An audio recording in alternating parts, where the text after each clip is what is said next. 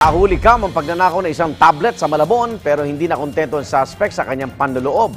Ang kawatan, tumawid na rin sa kalapit na lungsod ng Valenzuela. Tumira ulit. Yan ang tampok sa programang Alisto mamayang hapon. Sa unang video, makikitang pumarada ang isang silver na kotse sa gilid ng kalsada. Bumaba ang sakay nito at dire-diretsong pumasok sa isang gate.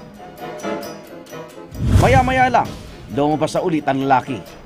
Hindi man halata sa video, ay sa pulisya, may natangay na siyang isang tablet sa loob lamang ng 5 minuto. Pero hindi siya nakontento sa kanyang panloloob sa Malabon. Ang kawatan, tumawid na rin sa kalapit na lungsod ng Valenzuela. Nang makapasok siya sa isang compound, sinarapan niya ang gate at sinipat ang mga unit ng bahay. Ilang ulit siyang kumatok.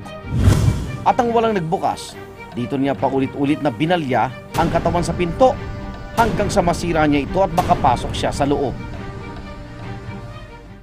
3 minuto lang ang lumipas at lumabas na rin siya na parang walang nangyari. Pero sa sandaling oras na yon, may naibulsa na siyang 1,500 pesos. Kung ang naunang kawatan, halos 40 bahay na ang nilooban. Ang bahay naman ng pamilya Inocencio sa Marikina, 2 beses nang ninakawan. 2 taon nang nakararaan ng una silang nanakawan. Pinasok na akyat bahay ang bukas na bintanang naiwan ng kanilang tenant. Pero nito lang June 19, ang bahay nila mismo ang nilooban na. Umakyat sa bakod, tapos umakyat sa mga railing, pumasok sa terrace. Yun sa pangalawa, ganun din. Umakyat din sa bakod, sa terrace din siya nagdaan. Dito siya dumaan sa lugar na to.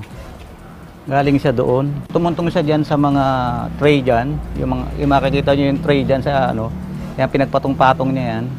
Laptop, hard drives, tablet at cellphone ng anak ni Tate Eduardo na nasa mesa sa tabi ng kama. Lahat ito nilimas ng magnanakaw. Sumangguni ang alisto kay Mike Ranile, isang security consultant para suriin ang bahay ng pamilya Inocencio. Although nasa standard yung fence niya, nasa standard height siya, medyo mahinang klase. Pagdating doon sa second floor, wala siyang nilagay. So, mabilis lang pong akyatin ng akyat bayo. Sa tulong ng kanyang security officers, magsasagawang alisto ng isang counter modus simulation para ipapakita sa pamilya kung gaano kabilis makapasok at makapanloob sa kanilang bahay. Alamin na naging resulta ng aming counter modus simulation mamaya sa alisto, alas 4 ng hapon pagkatapos ng dating.